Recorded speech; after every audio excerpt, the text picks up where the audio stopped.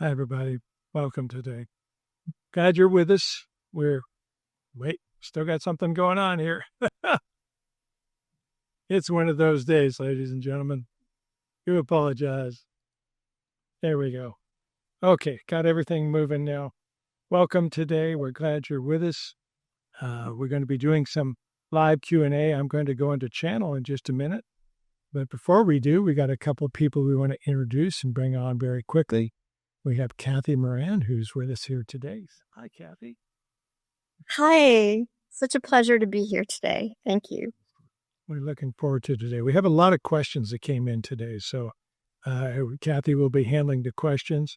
And in the chat room, we are going to cut the questions off at a certain point and pick them up again next month. We will give preference to the people that sent in their questions, just to let everybody know. The questions can be sent to questions@aspabo.org.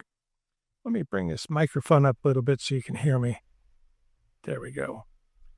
Okay, so we're going to be sending the questions to questions@aspabo.org, and you can hear them there. You can find out where you're coming from and kind of get preference when you do use that process.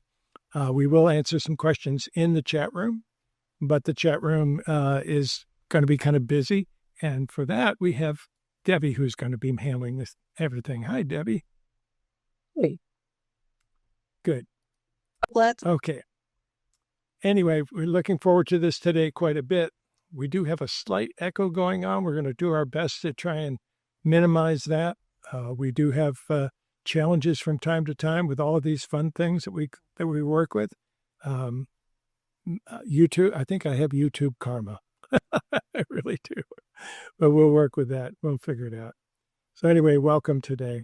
I'm going to start with the channel here in just a second to try and minimize that. We'll see if we can minimize the echo at the same time.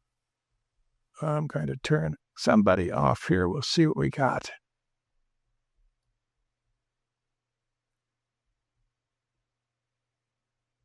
Okay.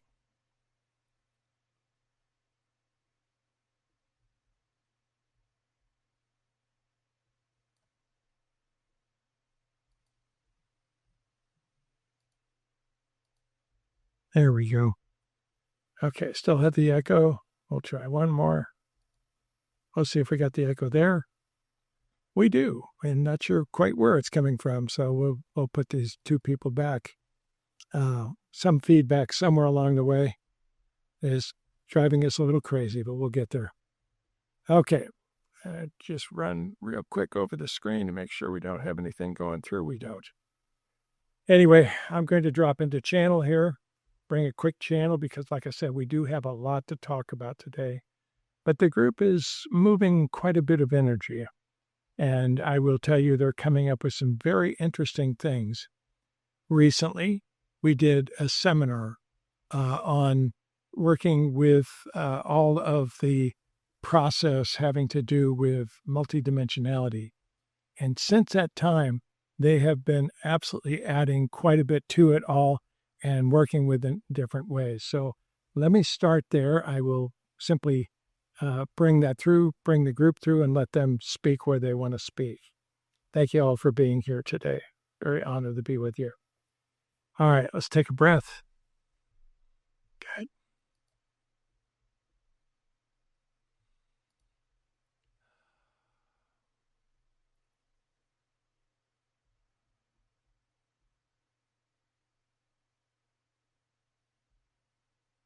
Greetings, dear ones.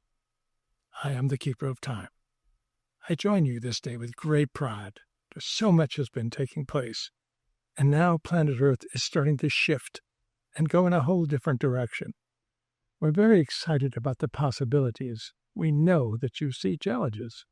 We know you see many things going in different directions that you were not expecting. And yet, we tell you, this is a magical time to be on Earth. You have done very well with the process. But please understand that no matter how difficult or challenging you can see things taking place, right next to you is another timeline, one of your timelines. And there are opportunities for those timelines to cross. When timelines cross, they leave permanent imprints on each other. And it's a beautiful time to actually do work that you never thought was possible. Things that you can work with, they're absolutely incredible in so many different ways. So let us share that with you, that today we will be working with much of the energy having to do with crossing these timelines. Because when they do, you're going to find some incredible opportunities for things to take a different direction in your life, and opportunities for you to change so much of who you are, what you are doing, and the effect that you're having around you. There are many things that are trying to help this as well. We tell you that you have much help from the other side of the veil. But when we talk about the other side of the veil, we're speaking of home, where you go when you leave this physical body. You're connected to absolutely everything. All dimensions converge at that place. But also, you have other parts of yourself. You have other dimensions, as we mentioned, that are very close to you. And they're right next to your own timeline. And those are magical opportunities. You're going to see opportunities to change much of those energies going forward very quickly. And we hope that you enjoy this journey. The light from home is shining very brightly right now. And you have the opportunity to make it even better and ground that light. It's a magical time to be on Earth, and your place has been reserved. So we'll speak more of the timeline crosses that you've had. We've had many of them in previous times. You've had many times where you see large, important events that ground themselves in your history. Now, many times you will put a word on this. You'll describe it in different ways. And it's interesting for us to see, but basically you are justifying being a creator being because you create your whole reality very quickly in all of this process. So know that you're right on target, you're here at the right time, and watch for these timeline crosses. Because all of a sudden, you may find yourself in another dimension of time-space. And with that, you'll have new opportunities in many different ways. So play the game. Know that you're working well. Know that the timeline has changed and everything is starting to move. Now with that, we also tell you, dear ones, that the magic of yourselves is starting to awaken in a new way. You're starting to be able to see things differently. Now, as a result of many of the questions that we will even answer this day, some of you are lost. Some of you cannot quite find where you're going or what this looks like. But we also tell you that you're closer than you think. Expect a miracle, and we will help you create it. It is the greatest opportunities for you to be here as a conscious creator. Do not give up hope. Please understand that there's only one test to see if you're on your path, to see if you're doing the right thing. It's the mirror test. It's a very simple one. You take a small mirror and you hold it up to your face and you hold it under your nose. And if it fogs up when you breathe, you're in the right place. You can't always see your path. You will see much more coming in the very near future and the opportunities that will abound with you. So be patient with yourselves. Be patient with those around you, because it's not just about empowering yourself to step into this new dimension. It's also about empowering those people around you. and how that can work together with you in all magical ways. So with the greatest of honor, let me ask you to treat each other with the highest of respect. Nurture one another at every opportunity. Play this magical game. Watch what happens in the next 6 months. You will see much that is starting to take place. And above all, know that your projection into what you call your timelines are all changing in different ways. You'll find many opportunities for you to step into this world and to be of service. That is perfect. Enjoy the journey. With that, we will take some questions. Hello. Okay, we have lots of questions today. Here's our first one. It says, hello, I've been doing my best to heal my pain and back waist area for about 2 years. I know there is healing right now. What are your suggestions for this? I stopped doing and teaching healing work to other people because of this. Should I do this work again? Thank you, Hayri, and I apologize if I didn't pronounce your name right. Could you please repeat the first part of that? Yes. Hello, I have been doing my best to heal my pain and back waist area for about 2 years. I know there is healing right now. What are your suggestions for this? I've stopped doing and teaching healing work to other people because of this. Should I do this work again? Dear one, when you start to work in these energies in this way, you bring things through yourself. Now, there's challenges with teaching and healing other people, because there are many times when you, as an empathic being, can backfeed into yourself. And that causes all sorts of challenges with things. That causes negativity to rise in so many different ways. To be able to bring that through you to ground fully is difficult. But that's the question that you're looking at. How can you ground this energy and bring it through you without attaching it to you? That's the practice that we ask you to use. With that, you have choices. And we cannot tell you which way to turn or which thing to work with the most. But what we can tell you is that you're on the right path. And we do believe that you have a lot to give. You have a story to tell. And although you've taught things before, you haven't quite taught your story. So we ask you that if you go back into this work, to simply move through it and allow that energy to go through you, it will heal you in many different ways. But that is the opportunity that you can start working with and have it work for you very clearly right now. We hope that helps. Aspavo. Okay, there are 2 parts to this question, so we'll do the first question. We'll break it down. Here's Steve in the group. This is Karen from Belgium. I would love to receive clarity regarding my cat, Sia, a Siamese tabby mix with tortoiseshell coloring, who joined our family in 2014. She's a soulful being with a strong personality, sensitive, intelligent, and deeply expressive. There are 2 themes I feel may hold deeper meaning, as if she's mirroring something or trying to communicate, but I can't fully understand it yet. First question. Physical changes and a limited movement. Although Sia is still relatively young, I've noticed for quite some time that she seems to have difficulty jumping. She often pulls herself up with her front paws or uses intermediate steps like chairs to reach higher places. My question is she reflecting my own physical challenges with my feet and legs? Could this be part of a soul agreement or mirroring process? Or is there something going on in her own physical system that needs attention? Yes. Yes to both of those. Number 1, this is done by contract by many animals. Animals times will step into your realm and be in your life by contract.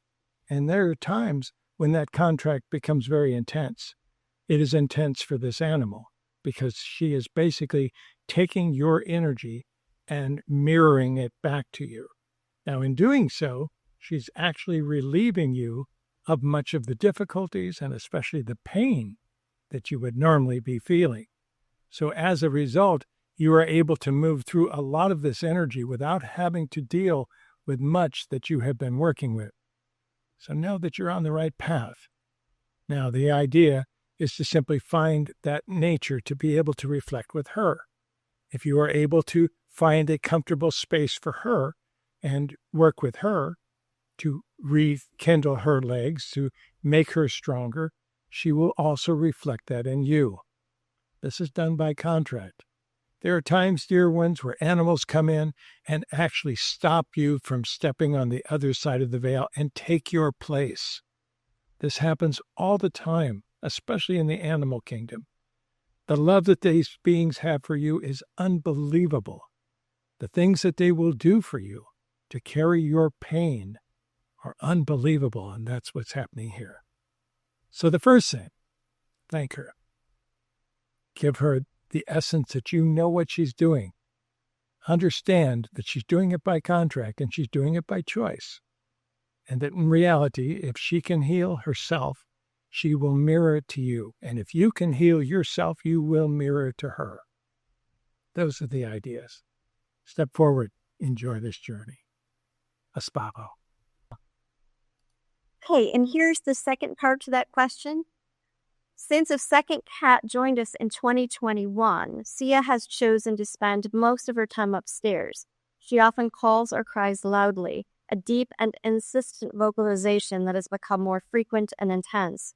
It seems she invites contact, seeks more closeness, and shows a strong low presence. My question here is, what is she trying to show, ask, or mirror through this behavior?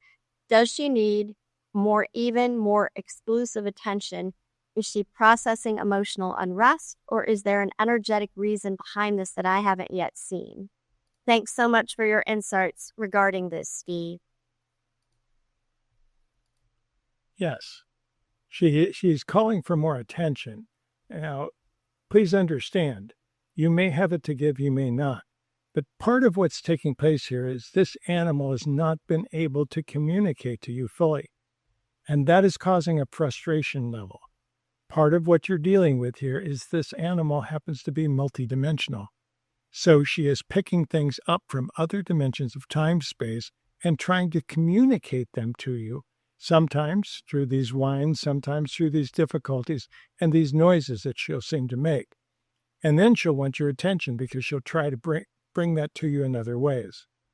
The biggest thing that you can do for this animal is to help her ground. Now, you can do that by simply holding her, by petting her, by giving her attention. But you can also do it in other ways too.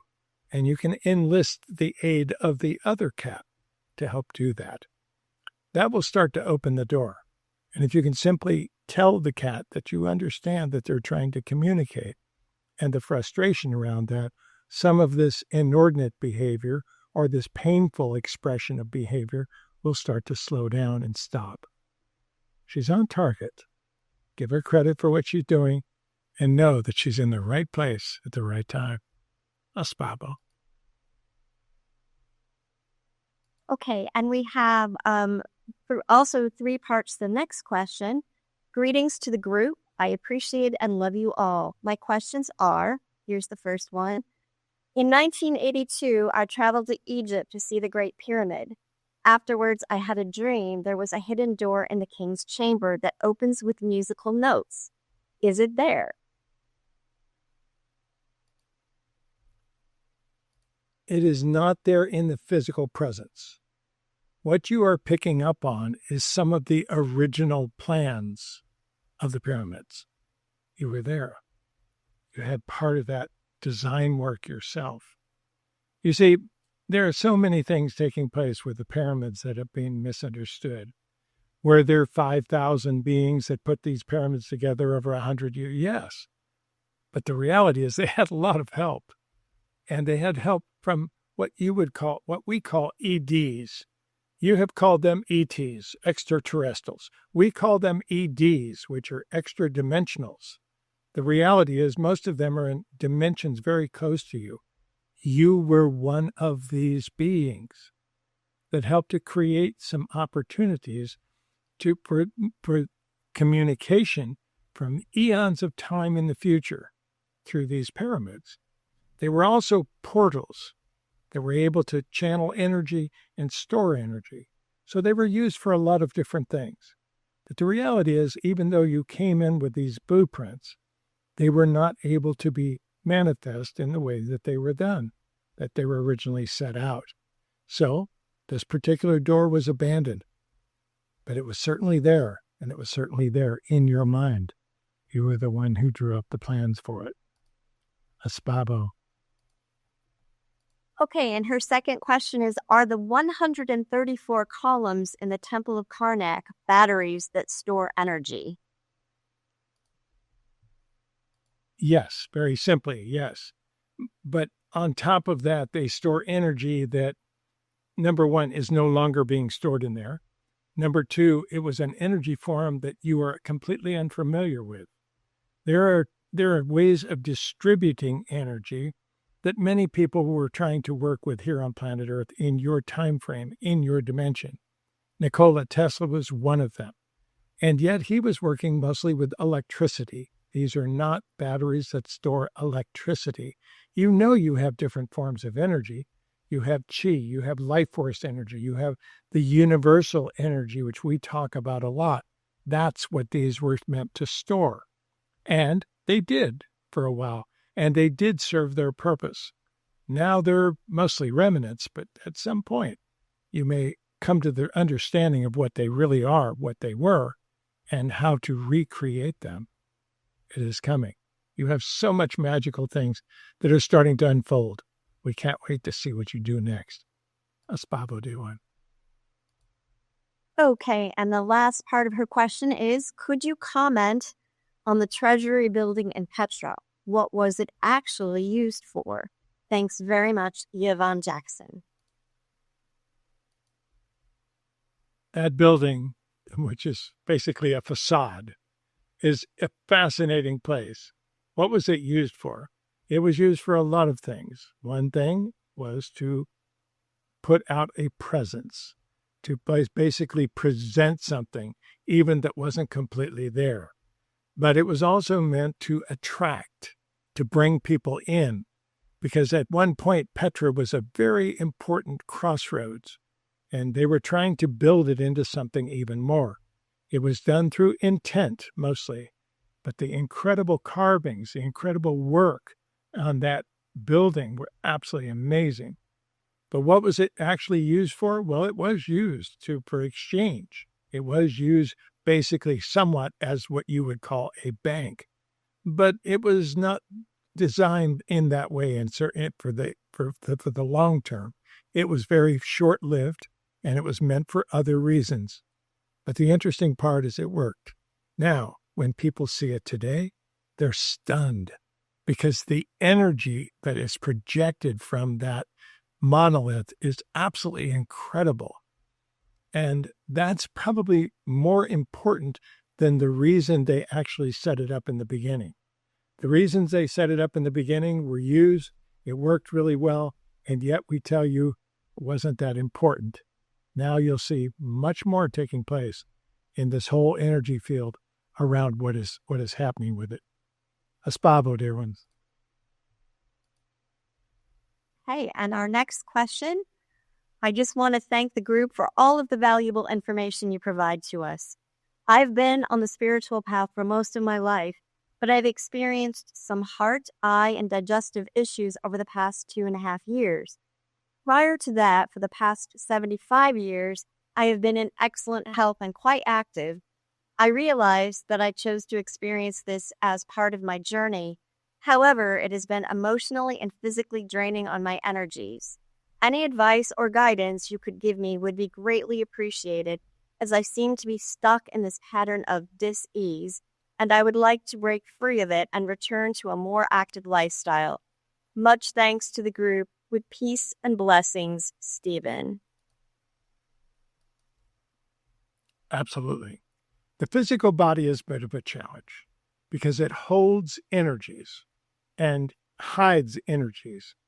Much of what you call cancer is basically energies that were stored in the body in different ways that developed and started to affecting some of the cells. But we tell you that over periods of time, everyone will see breakdowns in certain areas. The reality is these bodies were originally designed to last almost 300 years, and they still could today. However, because of the imperfections that are constantly put in the body, you've learned to eat things that the body was not designed for. Today, for instance, just to give you an illustration, so many people eat cow's milk. They drink cow's milk on a fairly regular basis. But your bodies weren't designed for cow's milk. Now, does that mean that cow's milk is going to mess with your digestive tract? No. Your digestive tracts of humans have changed to adapt themselves. But there's also certain changes that were not possible on the collective basis. Certain people were able to shift to be able to bring other things in. But for the most part today, your average lifespan is going to be less than 100 years rather than 300. That is largely due to the imperfections around you and the pollutants that you breathe, that you see, that you put on your skin, that are in so much of your food. By bringing yourself into more of a plant-based diet, that helps quite a bit. Now, once you already have these challenges, what to do, because we think that is really what you're asking here. Where do we go from here? What can we correct? Well, you're correct in the fact that you've had a very healthy lifestyle, and you've done very well with this so far. And yet, eventually the body starts breaking down in different areas. One of the things that you can do is to work with your vagus nerve. It has much more to do with your digestion than you can imagine. There's different vagus nerve exercises you can do. We do them all the time in the Lightmaster group. There's other things that you can learn about the vagus nerve, how to work with it, how to ground it, which very few people know or talk about, how to recharge it in different ways. The vagus nerve itself is one half of your autonomic nervous system. It's this half that breathes and relax. The other side, of course, is your sympathetic nervous system, which dumps the adrenaline in and gets you excited when you need attention on something. Then you come into this the parasympathetic side of the nervous system, which is the rest and relax nature of the vagus nerve. That part needs exercise.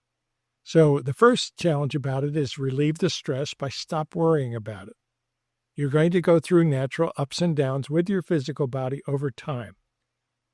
Project into the future your image of yourself getting healthier and work with your vagus nerve on simple vagus nerve breathing exercises. There are many places where you can find these exercises. The idea of the vagus nerve is very simple. It's like a muscle, and the more that you practice it, the more that you work with it, the stronger it gets. The vagus nerve is attached to your digestive system.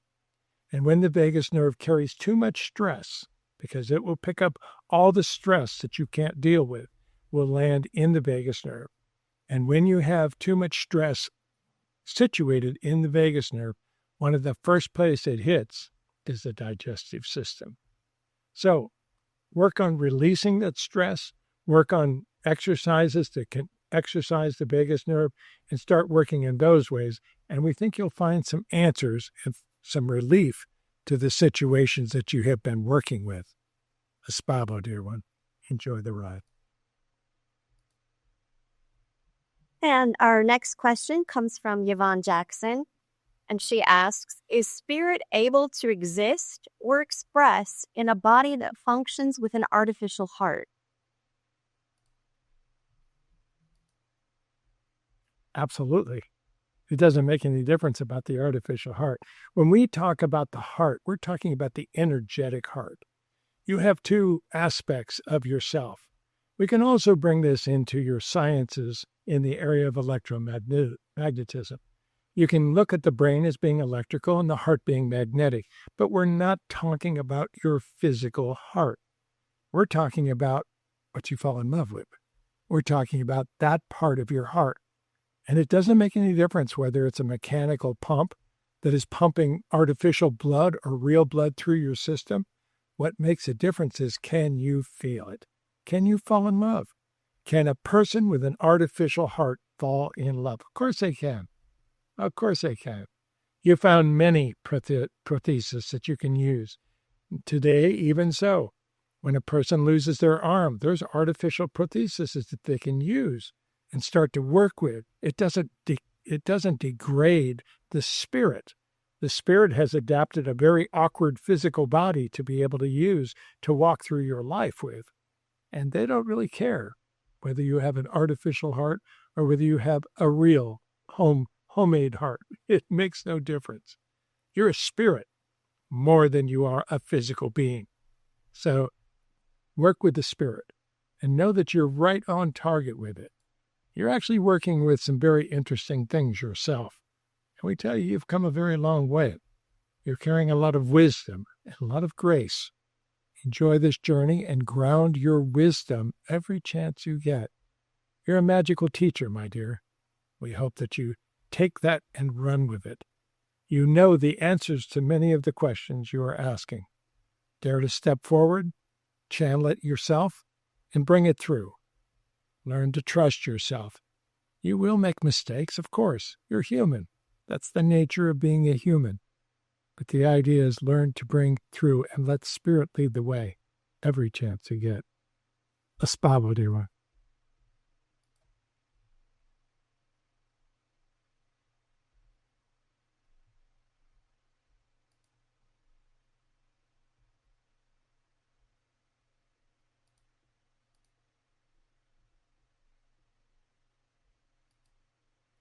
We believe we have lost you.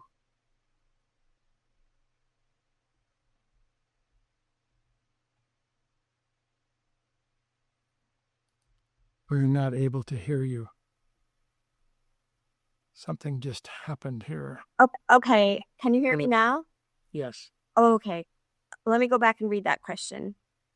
Dear Steve and the group, I would like to know how far away I am from completing my life's lessons and what is the most possible future for me. Looking forward to hearing from you and the group. You are loved, Salish.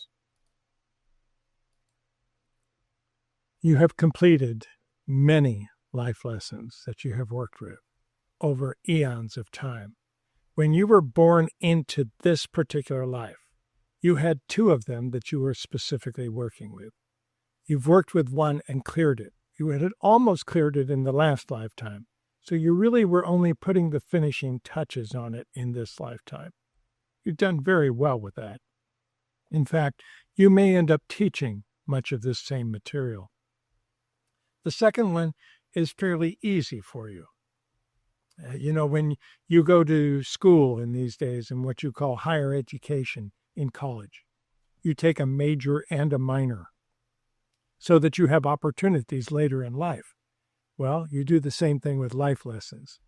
Now, what has happened here is because you were almost complete with the first life lesson, you integrated the second life lesson into your life in the contracts that you were working with. So you've done very well with both of these particular life lessons. And we tell you it's very unusual because there are times when people come in for hundreds of lifetimes without mastering a single life lesson. Now you're in different times. Vibrations have risen. Things are different. You're moving at the speed of love, which is slightly faster than the speed of light. So as a result, you're moving things very quickly, and you have opportunities to master life lessons very quickly. You're doing very well. The best thing that you can do here is to work with trusting yourself. That is the one aspect. How does it work? Well, to the analytical mind, it's very difficult because you're always looking for proof. And by questioning your own proof, by questioning your own abilities, you're a conscious creator. You create the questions. You create the negativity instead of the positive results. So step up, step forward, step into it, start seeing yourself as a wisdom carrier. Now, again, is it possible you may translate something incorrectly? Of course it is. So you use the words and you simply say, I may not be perfect here. I may not be completely correct, but here's what I'm getting. And start putting that out there. And what will happen is you may start trusting yourself in a whole different way, because that's the one you're trying to work with right now. Enjoy the journey. You're much closer than you think. Aspabudiwa.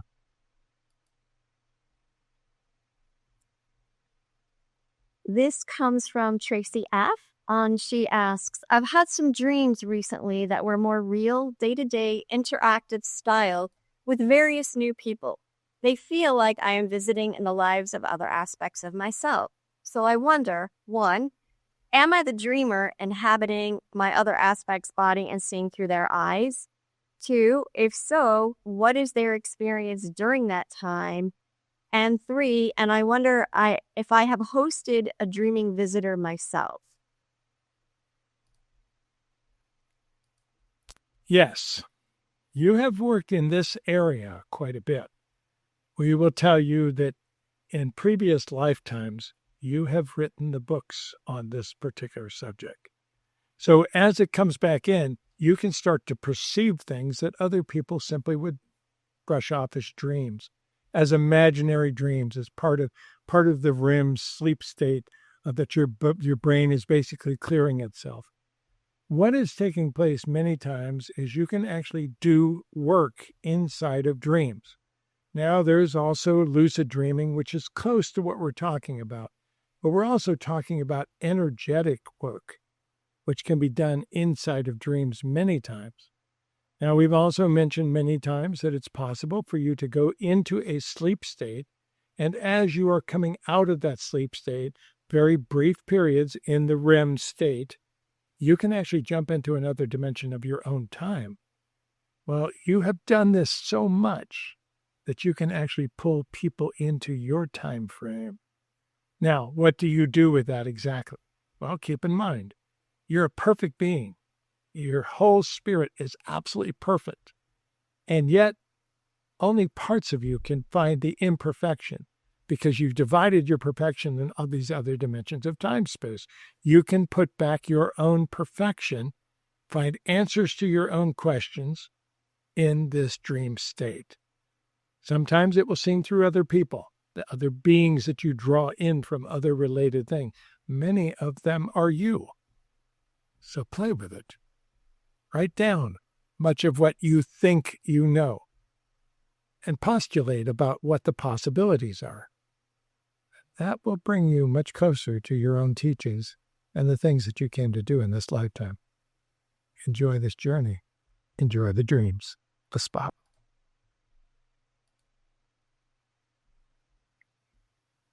Hi, personal question. I want to shoot a spiritual documentary in Thailand next year. Which of these 3 will get me to $20,000 by the end of the year? 1, high-end multi-year art patrons program. 2, limited edition art and one of one. 3, better mental health workshops online and offline. Thanks, Mike. We find it amazing that you would ask us questions about money.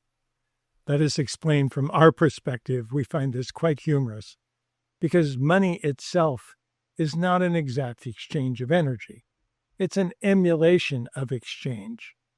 But in truth, from our perspective, money itself is a game that you've made up inside of another game, inside of another game, inside of another game, all human-made games. And you want us to tell you where it's going? We find that amazing. Let us explain. What the 3 things that you've mentioned all have great possibilities. Now, you're going to have to be the one that works with the money as an exchange. So move through that. First of all, bring in a money expert. But more importantly about that, please understand that your passion is directly related to your success in these areas. So find out which one you absolutely love to do. Now, none of them are going to be perfect. Some of them are going to be things that you hate to do or have little segments of things that you really don't like to do. Is it possible to bring other people in to even handle some of those? Look forward. Dream a little bit. find out which one you work with. We tell you the last one actually probably has some of the least capabilities, and yet it's probably the easiest to start. So if you dare to move forward, it depends on how much you want to make this work. If you want just a quick, easy success, use that last one.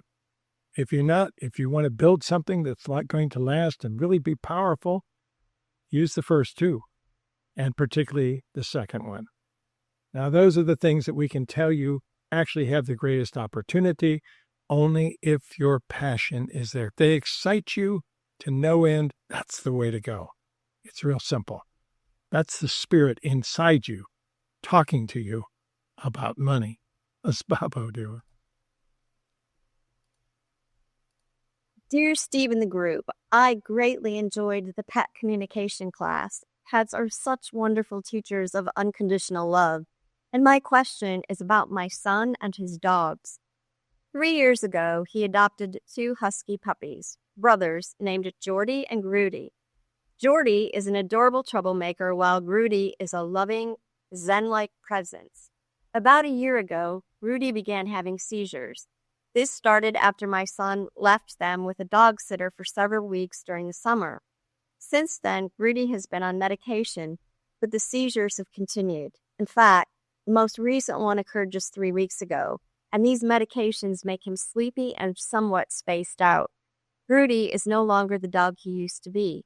Can you please guide me on what might be causing these seizures and what my son can do to help Grudy? Thanks, Steve and the group. Natalie. Grudy is leaving. It's real simple. Sometimes, dear ones, humans, animals, pretty much the same energies, because spirits inhabit both. Sometimes humans will have a very strong spirit, so do animals. You can see it in them. You can feel it. That is how you communicate with animals. Your spirit talks to their spirit. It's very simple. Well, not simple. Some of you make it very complicated. But that is part of what takes place. Let us explain on the larger scale. If you recess your ideas of how much you want to help this animal, and you take a look at the overall picture of things, every single one of you is going to die. Every single one of you has a beginning and an end. You're on the finite side of the veil. We're on the infinite side. You're on the finite side, but your spirit is infinite. Your physical bodies must degrade at some point. This is happening to Rudy. Now, what started all these brainstorms? Because that's really what they are. They're short circuits in the brain in different ways. Part of it was created out of fear. Part of it was created probably from this experience that you talk about. Does it mean there's something wrong that needs to be treated or worked with? Not necessarily. The main thing to begin with is to let this animal know how much they are loved and how much they've already brought to your family, to all your friends, to everyone who's seen this. Those gifts can be acknowledged. That's one of the greatest things you can do to prolong this animal's life. Now, it's going to be up to them whether they wish to change. Sometimes beings get tired. Sometimes they do their contracts and they want to go home. And with animals, it's much more honest than with humans. Humans have belief systems. They have belief systems about heaven and hell. You have all sorts of fun belief systems that keep you sometimes from walking out of these bodies peacefully and gracefully. Allow this animal to do that. And if you can leave that door open without the overly attachment, the animal has the greatest opportunity to actually stay if it wants to. Now, was there a trauma there? Yes, there was a trauma there. It might have simply been on the fact that he was left at another house for a prolonged period of time, and all the safety mechanisms seemed to be removed. But who's not to say that that is not what the animals set up for themselves? Because just like humans, animals have contracts. They have things that they set up on the other side of the veil so that they can master certain things the same way you do. So allow Rudy to work with this. Allow the animal to find its own grace, the connection that can help everyone step forward into this life. What's Papa doing? Dear Steve, because of the timing, I'd like to ask you a second question. Next week, I'll be traveling for the first time to Scotland and later to Stonehenge. Although this trip has long been anticipated, the past few months have been filled with a lot of family commotion, and I'm not quite sure why things are unfolding this way. I would really appreciate any suggestions or guidance you might have for this trip. Also, since there are many theories about Stonehenge, could you share some of its ancient history, who built it, and what its purpose might have been? Thanks, Steve and the group, Natalie. There are many of these things that were built for different aspects. You must understand, dear ones, in the earlier segments of life, you see things that don't simply make sense right now. The stones in Stonehenge did not come from the local area. They were brought very long distances. Why? Well, early man, and we're saying in your dimension. You see, humans have a challenge with Newtonian physics versus spiritual physics. Newtonian physics say something very simple. The dinosaurs left 65 million years ago. An asteroid hit the Yucatan Peninsula, put dust in the air so much that 80% of all animal life died. It was reset. So, in that, you have humans that have now started to evolve.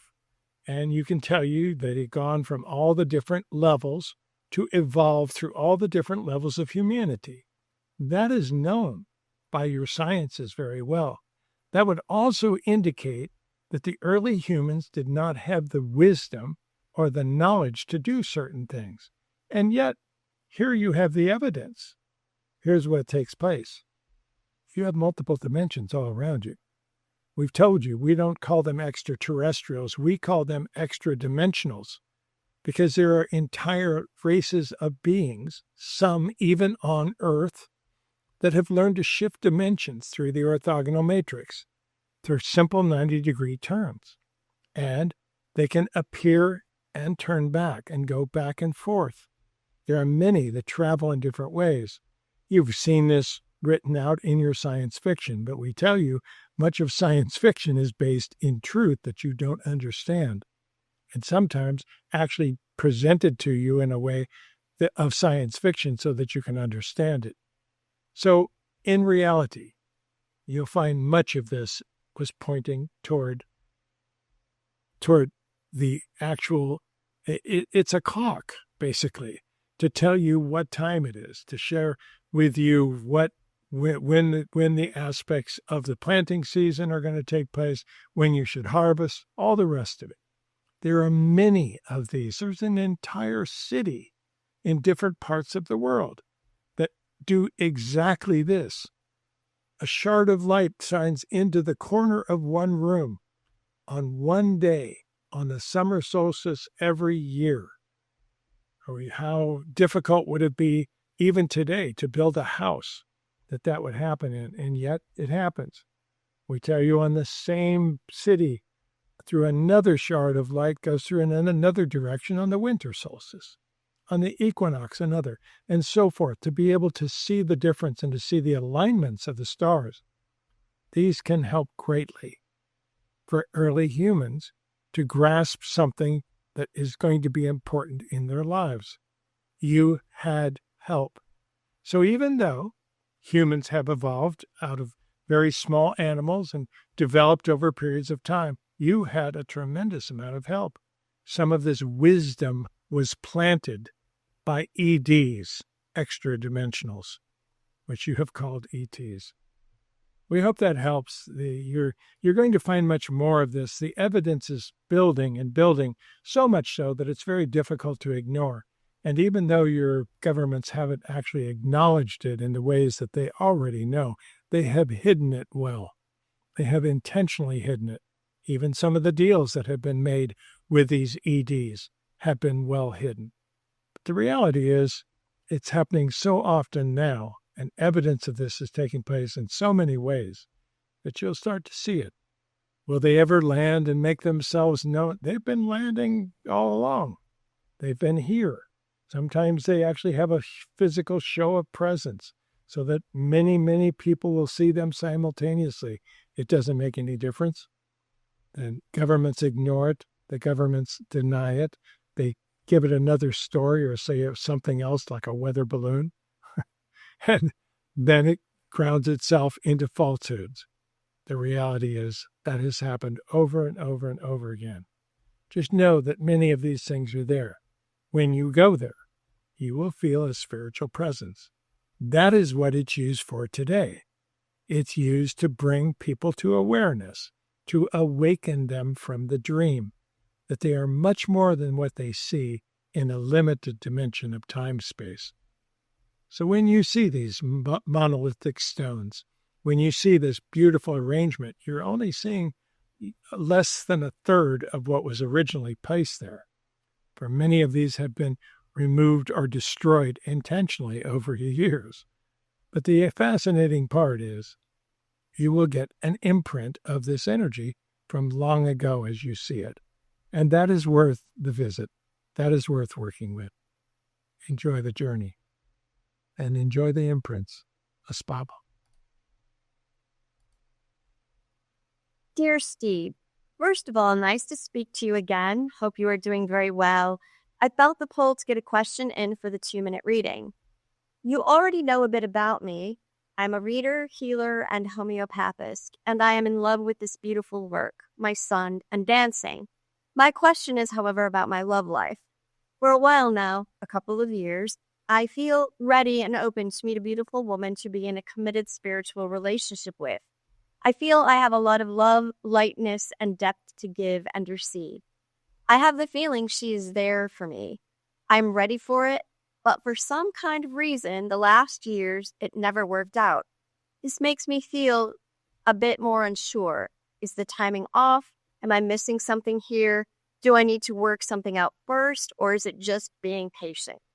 This is something that's been puzzling me for a while now, and I was curious to hear what the group has to say about this. Thank you so much. With big hugs, Misha. This is one of the more challenging parts of planet Earth, dear ones. Relationships. Sometimes they're challenging because one person is looking for another person. Usually you'll have several relationships that do not work. The challenge about the way humans deal with relationships in general is twofold. Number one, you don't know that relationships are built over time. You don't meet a soulmate and walk into the distance and be together forever and ever. That is a wonderful idea, but it doesn't really work that way.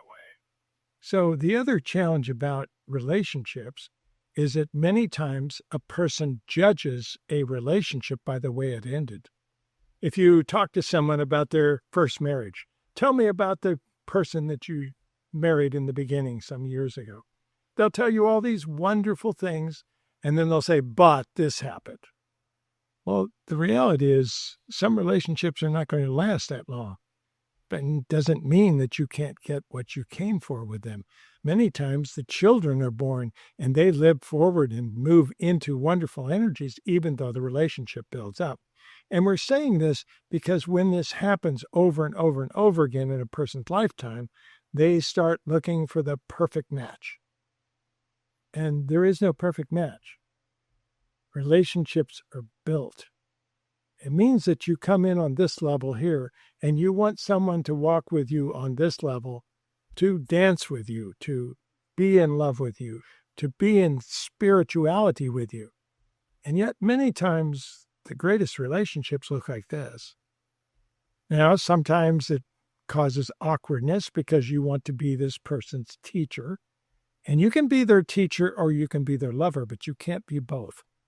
So there's a lot of confusion about much of this. So the idea is no matter where you are in the levels of finding a partner, the idea is can you fall in love with them the way they are now? Not the way you want to project, not the perfect mate, not the perfect person. And sometimes it just takes that incredible smile. That can be one of the sexiest things that you can send out into this world. A smile of spiritual confidence will attract people to you that want to be in a relationship with you. From that point forward, you do what you can. You try it on. You go to a date, you call it. You go out to dinner. You do some things together. From that point, you need to find the third leg of the relationship. You think of relationships as being in twos. They're in threes. The two people that love each other and the thing that they love together. Sometimes it's building a life together. Sometimes it's working together. Sometimes it's a sport that they like to play together. Whatever the case, you need to find that. So that is the best place to start to try and find someone that you can grow a relationship with. Something you love to do. And look for possibilities in that. And release this idea of they need to be so old, they need to be so beautiful, they need to do all this. The reality is you can find the beauty in almost anyone if you look. Fall in love with that and try a few on, see how it feels. The reality is you're closer than you think. You've also found a hesitancy, which is kind of putting things in front of you. You're trying to learn from all your past mistakes. Let that go, please. You didn't make any mistakes. The reality is it's not that important. Important part is to walk through life, enjoy what you can, love as much as you can, and if it works, that's great. If it doesn't, move on. But you're closer than you think. Enjoy the journey, Sarah. Thank you. Aspapa. Hi, Steve. I'm Gloria, a follower of the group from a long time ago. I actually accepted a piece of advice you gave during pandemia about not fighting against the circumstances happening during that time, instead getting along with the situation and flow. I actually used it as a startup for a higher realization path. During 2021, I received my 2 nephews who became orphans. I adopted them and, along with my partner, initiated a new purpose in life, to love and to raise a family together.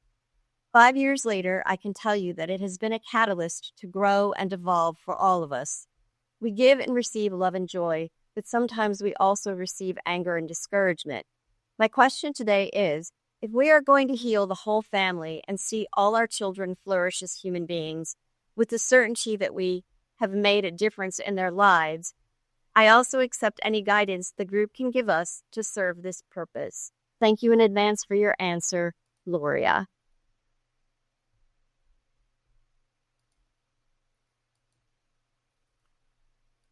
You're on a magical path with much of this. And again, all of this can be built one piece at a time. What you do is very magically, you have created another third leg of your relationship. Now, there can be a little challenge with some of this. Many people have understood this because when they build another part of this relationship around helping other children or bringing children in or having a family, there comes a point of different levels that are reached. And there also comes a level where the children move out of the house. In that case, sometimes the father goes through a reset of his energy and wants to start all over again and goes out and buys a sports car and wants a divorce. And the mother goes through what is called an empty nest syndrome. So you basically have instantly lost that third leg of the relationship. So the idea is to build it flexible to where you can move through that in different ways. And you are not leaning on the third leg. And you do this by daring to look for other third legs, other possibilities, other things that you can branch out into in different areas. And that can also help your children greatly because they're going to be in the same situation. Relationships are some of the most challenging things that humans go through because you have certain expectations. You expect to find someone on the same exact level. You expect to find your soulmate who you made contracts with on the other side of the veil. Dear ones, when you find that person, because many of you have made those contracts, Sometimes it is eruptive. Sometimes it is very destructive to find that person because you were going to try and work something out. And you have to rebuild the energy from the last time that you had a horrible experience together and were able to complete it. So please know that it's one step at a time. Very simple. Build this. Open up the possibility of bringing in other third legs. Teach your children well, and they will teach you. It's the way it works. Take one step at a time. Don't worry about the long distance. And enjoy the journey. Espabo.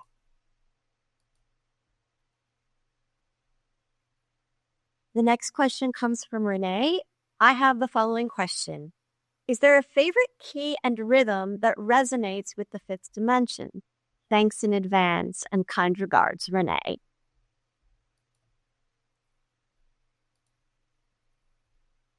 There are many rhythms in particular that work with the fifth dimension. There's one in particular that has resonated very clearly with the third dimensional physical body, and that is 432 hertz. It's a very clear energy that you can listen to. You can find it used in different areas. Many people have used the 440 or the 444 to resonate to the solfeggio scales and some of the energies around that, the original scripting of the scales, the chromatic scales. But there's much more than that because you're evolving now and you're moving, you're changing your own vibration and your resonant vibration is changing as well. So 432 hertz is a very peaceful, comfortable energy. Now, on top of that, if you harmonize that with the 333, in other words, 333 hertz, you'll come up with a beautiful harmonic, which can help you stretch into the fifth dimension. Furthermore, if you take one of those and you turn it into a binaural beat, it works even better. How does one turn it into a binaural beat? Well, very simply, you find a way to do that. There's a website that the keeper uses quite often to be able to do exactly these things. You can put in two different frequencies and it will bring both of them in at the same time.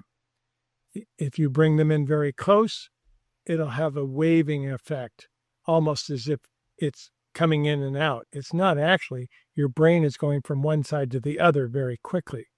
And what we would suggest in this situation is that you take the 333, you make the 333 maybe 330 in one and 336 in the other. That is 6 units, 6 hertz apart, 3 on each side. That will give you a nice comfortable wave, but actually hitting the 333. Now, we know this may be a little confusing for you, but the reality is you can work with this better than you think. There's lots of ways of understanding that. Let us play for you exactly what we're talking about. Give us just a second. There is a website the keeper uses quite a bit. May even be able to show it to you. Let's see. He doesn't like it when we use his equipment, but we'll try. There you go. OnlineToneGenerator.com.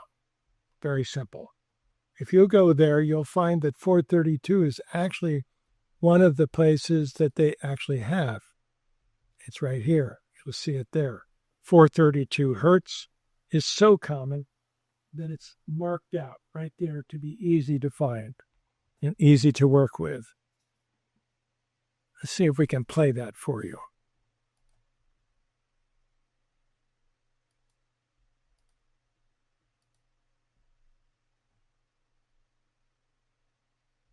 That is a fairly comfortable tone. Now let's bring in the other one.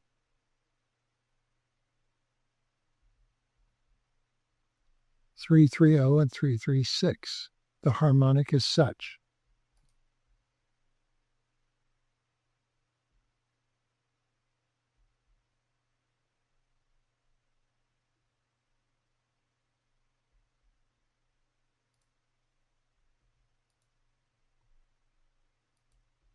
That is a unique harmonic that can help you move higher into a higher state of vibration. And that is what the fifth dimension is actually all about. So there's many opportunities to do this. There's different ways. The physical body resonates many times with the C note. You have all the different octaves of those. That would be 64 hertz, 128 hertz, 256, 512, so forth. You basically can go through those different levels. That is resonant with the physical body, especially if you use those internally through weighted tuning forks or things of this nature that you introduce inside the body. And yet, that will change as well as you step into higher vibration. Play with this. Use this simple website that he's given you and find the tones that really resonate with you. You'll find some of them to be very aggravating and others to be just peaceful, and they only may be just a few hertz apart. That is a piece that you'll have to decide for yourself. You'll have to figure out really what works for you here and how that works, because when you find that resonant tone, that is your core vibration, and that will allow you to rise very quickly. Now, we're talking about tones, which are vibrations, which are rhythms, but you also have rhythms of life. If you're having a difficult time, change your rhythm. Change the way you speak, change the pace at which you move through life, change your walk, change a lot of very simple things having to do with your rhythm that you place on this earth. Because your physical body and your spirit will respond the same way that your physical body responds to your spirit. You'll be able to set your own tone. Play with it. Enjoy the ride. Asbaba Dirun.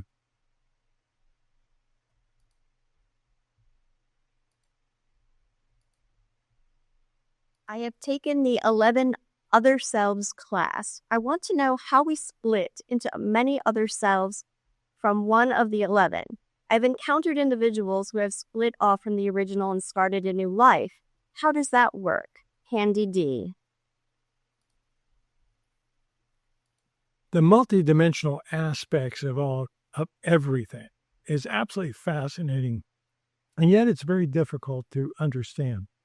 But one thing will simply tell you, 90-degree turns. Now, what does that mean? Does it mean you physically shift your body to go 90 degrees? It's part of it, but it's also your attention, your energies, and your focus. You can do this actually easier in dreams if you learn how to lucid dream. Set yourself beforehand, before going to sleep, and tell yourself you're going to play with this in your dream state to be able to shift one way or the other. Does it make any difference which way you turn? No. 90 degrees can be this, it can be this, it can be this, or it doesn't make any difference. But all dimensions are connected through the orthogonal matrix, which is made up of nothing but 90-degree turns. Learn to play with that. That is the secret of opening up a new life. That is the secret of starting over with one of your own dimensions of time-space, which is what you've experienced. And that can easily be done, much easier than most people are aware of. We've taught one class on multidimensional healing. There's so much more that is coming having to do with this because it's being understood by your sciences. You have quantum mechanics who have produced some things that simply cannot be understood until you take it into multiple worlds. That is started what happened. And what they're saying now, they don't call it the universe, they call it the multiverse for a reason. Everything comes together. You have things that had been very powerful. You have the superstring theory, which has really opened doors for so many people. And yet you have the theory of relativity that Einstein wrote that opened many doors for people, but they don't match until you take them into 11 dimensions. And then they match perfectly. So you have many truths that are going to be evolving over periods of time. And yet this is a very complicated and very strange, if you will, concept for you to understand. So give yourself time. Be patient with those around you. Mention it, but don't try to Don't try to over-impress people with your wisdom with it, but know that you can change a lot with this dimension. And you have the chance to actually combine dimensions, which is actually bringing back part of your perfection. It's a beautiful way to look at it. Enjoy the rhyme. Know that you're right on target. Aspavo. Good afternoon, dear Steve and lovely team. Last time I told you I'm a teacher who needs to take a new professional direction, and you told me everything I needed to know. Today, I have one other question. The last 2 years, I feel strongly drawn to the crystals world. Could you please enlighten me about this connection of mine? Could that be my new creative thing as an occupation, or is it just a personal joy, pleasure, and chance for grounding? Thank you for your time, Jenny from Greece. You'll find so many things taking place with crystals. Crystals are the highest vibration of the mineral kingdom. Absolutely magical. And they've been used for so many things. We tell you that there's been levels of children, human beings that have come in. Where you've had the indigo children, you've had the crystal children, you had the rainbow children. You've had so many different levels of this. The crystal children themselves, you happen to be one. So the reality is you have gifts, you have things that you can unpack, that you can start to work with in different ways. And you haven't quite done it yet at this point. But there's many aspects to be played with, and that's the idea. Play with it. You are a teacher from long ago. So whenever you discover a truth in your reality, you will package it in such a way to give it to someone else. It's your nature. So play with it. Enjoy it. Know that you will be teaching it at some point. And trust yourself. You're closer than you think with all of it. Dear ones, it's time to probably move on to take some live questions from the chat room at this point. But thank you, dear one.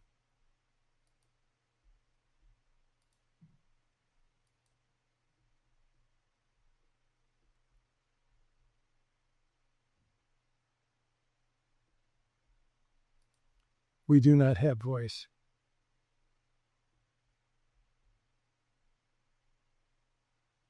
Now we should have voice. We good? All right. Thank you for your patience with me. My first time doing this.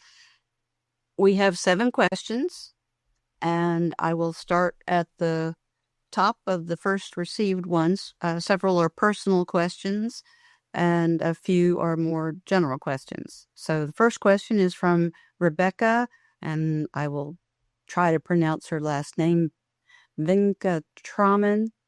So forgive me if that's not right. We'll generally stay away from last names. Okay, all right. So Rebecca says, I have had life-saving surgery in December 2024. Why was I not allowed to transition? I feel my work here is complete.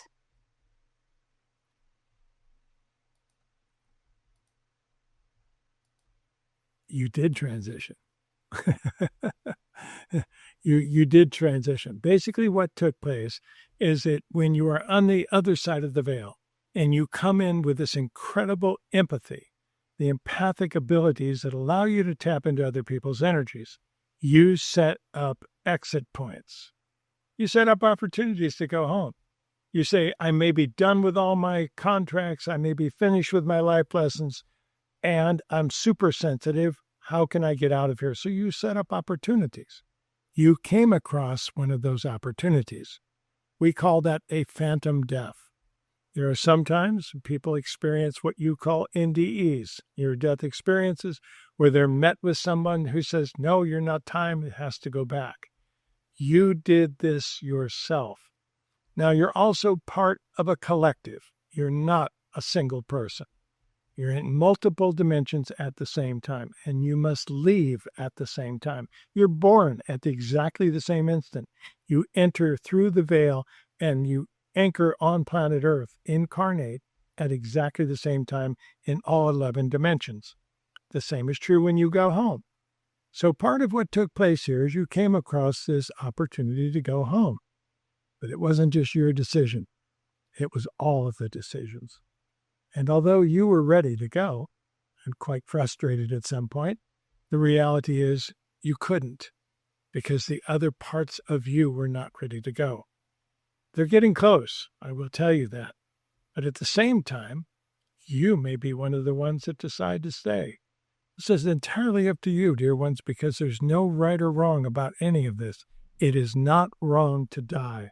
It is not wrong to go home. When you come here, we will celebrate you home like you've never been celebrated before. It is amazing. There will be no regrets about stepping out of that body, no matter how it is done.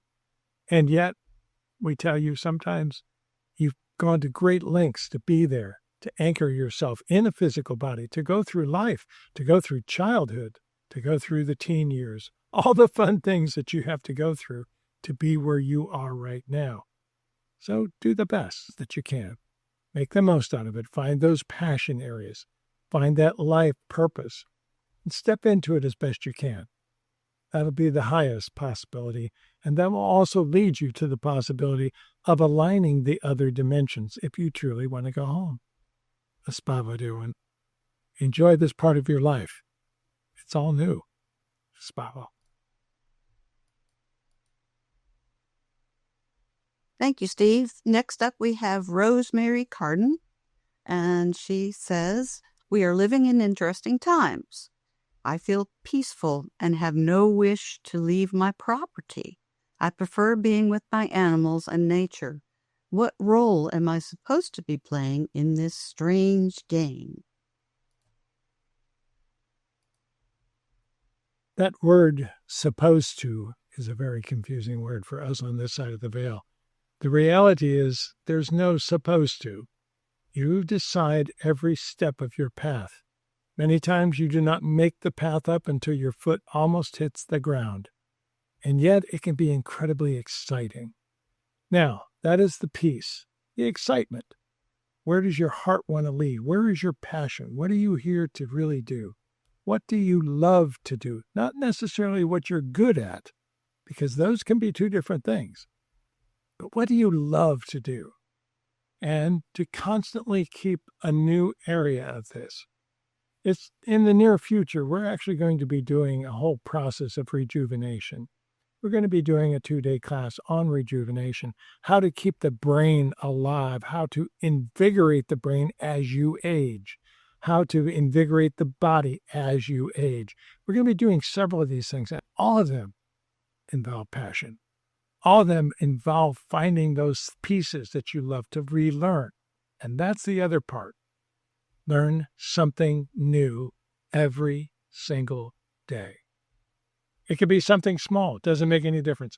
Learn something new every single day, and it will rejuvenate your passion. It'll rejuvenate you in a lot of different ways. I hope you enjoy the journey. Spava. Thank you. Keeper of time today. So next we have Ellie Jeffers. She said she is grieving the loss of her beloved soulmate. We had 13 short years together, and I'm trying to work out how to be without his loving presence. I'm hoping for some words of comfort today. Bless you all.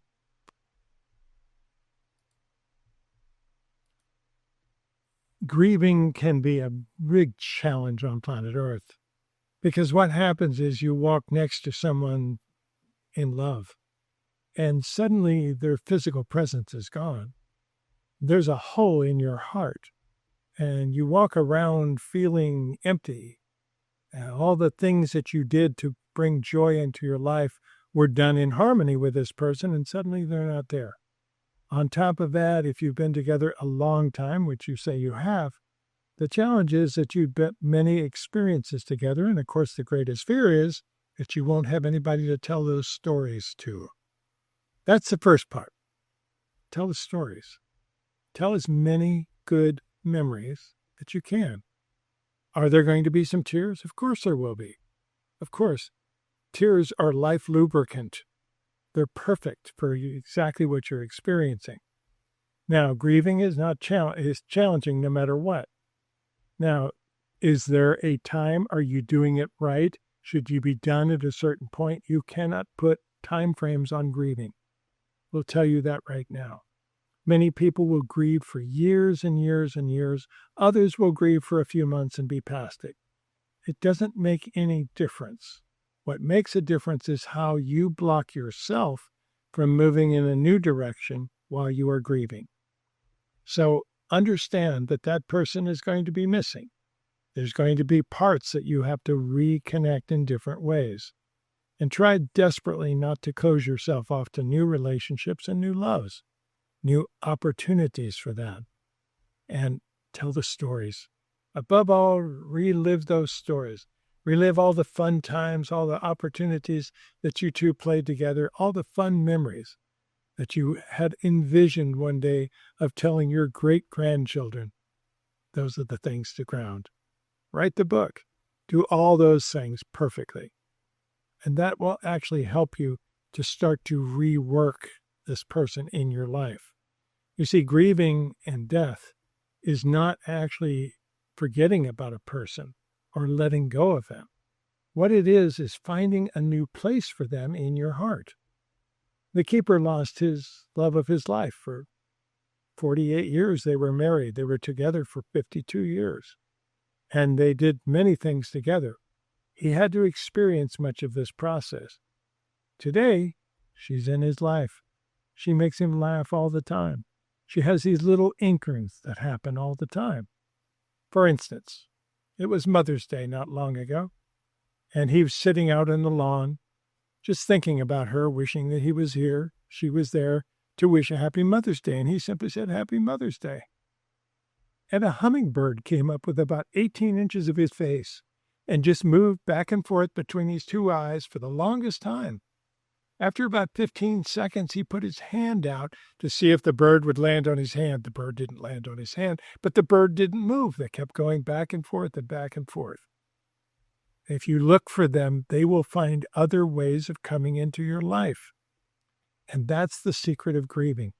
Finding new places for them. Finding ways where they can still touch your heart and yet will not bring you pain. The pain is created through your expectations and through your attachment to the future and things that have taken place. Be grateful for what you had. Tell the stories. Anchor into them in different ways. And move forward and let them be in your life in a different way. A spavadura.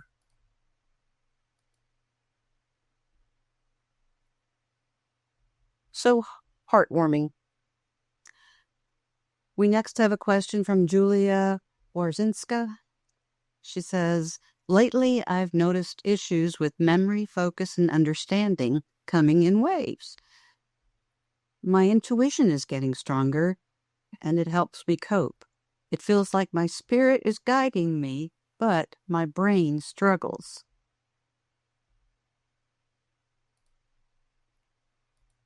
The brain struggles because you have reassigned it. You've given it different things to do. The reality is one of the worst things that humans can do is retire. You think of all this time, I'm going to work hard, I'm going to do all these things, and then someday I'm going to retire and I'll go and play and have fun. But you also disengage yourself at that point. You stop learning new things. You stop having to focus. You have stopped different things. Now, we tell you it is wonderful to shift dimensions, to go in different directions and change regularly. People that sometimes have jobs for years and years and years in the hope of retiring with a gold watch and a pension, and they won't have to worry about a thing. They usually die pretty quickly. You usually start going through some of the things that you're experiencing. So, re-engage yourself. Does it mean you need to go back to work? No, but you could certainly volunteer somewhere. You could certainly put yourself into another class of service, because that's really who you are. You're a teacher and a healer. And if you can find a way to do that and to anchor into a new direction, it'll change much of what you're worried about. And that's the other situation. Can you see yourself losing your memory? We tell you that as you age, you only have so many brain cells. And as you release them in age, yes, you're going to experience less different types of memory. Will you remember things in the same way? No, you won't. We talk about memory as being a photographic memory. In other words, you take energy snapshots of certain things that you want to remember. You stack them up in your brain. And the ones on the bottom that get seen very low, they fade away, and pretty soon they're not accessible in the same way. Only the more recent ones that you put on top are accessible. So, revisit those other ones. Revisit the ones that are important to you. And also, you're a conscious creator. So the moment you stop worrying about these things, the easier it is for you to find new memories, because that's going to be the answer. Not necessarily to rekindle all your old memories and be able to put back those synaptic pathways the way they once were. But the idea is build a bunch of new ones. Move in a new direction. Get excited about something. Learn new things that you're excited about. Those can be wonderful. And that's a way to rekindle the brain. The brain is a beautiful, magical thing. You have no idea how magical this is. Right? Today, humans are very concerned about AI, you call it, artificial intelligence. We tell you it has a long way to go before it can come anywhere close to matching your brains. But they're human. You have a physical part of you. Learn to work with that. Learn to rekindle it. Learn to excite it. And enjoy the ride. Because that's truly one of the things that you can do. Every aspect of this. Look at life as a new experience every single day. And enjoy it. That's what it's for. A spavadero. We will take one more. Okay. We had a few more come in, so there are ones left unanswered, and we're sorry about that. The last one I'll share is from James, and I think this one will be an easy one to answer for you. He asks, "Sir, I would like to truly understand the life lessons." And I believe you have a book or something out like that. Yes. You have different aspects of life lessons that you learn. You basically set these up over long periods of time. We're talking about sometimes hundreds and thousands of lifetimes, the things that you want to master, and you break them down into small segments. The Keeper has written a book called Spiritual Psychology, talking about the 12 primary life lessons. Now, the 12 primary life lessons are simply focuses in different areas. There are many more that you can actually work with, that depending on who you are, what you want to accomplish as a spirit. And yet, it gives you a good idea of how you work with things, how you master something. When you master something, you automatically teach it. It's just part of who you are, even if you don't consider yourself a teacher. And as we've mentioned, mastery of a life lesson is very rare up until this point. Now, all of you have opportunities of mastering your life lessons in this lifetime. You're in unique times. You're in times of transition, times of change. And as a result, your own energy is right in front of you. How does one learn what your life lesson is? What is the repeating patterns in your life? What are the things that keep happening, whether they be positive or negative? How do you anchor those things? Do you run from them? Do you say, I don't know why this keeps happening, but here it is again? That is a life lesson. And if you can learn to gain from that and respond to that in a very positive way, suddenly it stops happening. That's mastery of a life lesson. There's so many possibilities. We've given you 12 good examples of typical primary life lessons in that book, Spiritual Psychology. Take a look at it. See if some of those resonate with you. And watch and see. You'll certainly see some of the ones you've already mastered. That's generally what happens when people read that book. But there's opportunities there for you to step forward. Once you see where the patterns are, because that's what this is, the patterns in your life, whether you consider them to be positive or negative, those are the energies that you'll work with. Those are the greater things that you come to work with as life lessons. Enjoy the ride, dear ones. Aspavo. Thank you, Debbie. And thank you, Steve, and the group, and all the people that participated today. Dear ones, you are magical beings. You have no idea of the beautiful energy that you carry as spirits pretending to be humans. We'd love to give you some new ideas, some different concepts, different ways of looking at your life to empower you in different ways. And that's the magic of what we try to do with you. That is what is offered here at this process. Come back often, ask your questions. Those questions that were not answered today, we will try to answer this next time out. At this moment, the Keeper is doing this once every month. You can certainly sign up for the registrations. You can certainly connect on his mailing list to find out when they're going to be and what that looks like. But know that you are beautiful beings. You're changing this world one heart at a time. And we love you dearly for it. Welcome home, everyone. It's with the greatest of honor we ask you to treat each other with respect. Nurture one another at every opportunity and play well together as you create this magical game of hide and seek. God hiding from himself, looking for herself. Aspavo, dear ones, I am the Keeper of Time. Welcome home.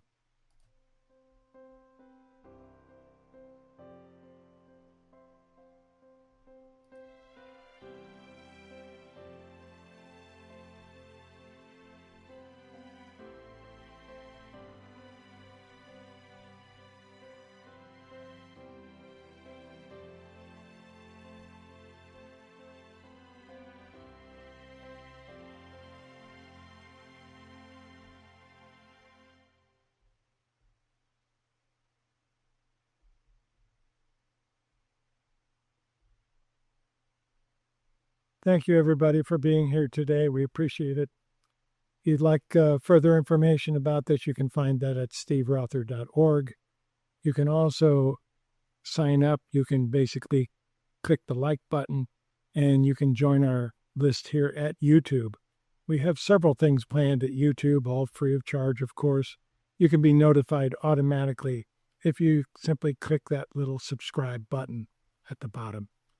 Aspavo, everybody, thank you for taking your power, and thank you for being here on Earth at this very magical time. I'm Steve Rother, and I love you.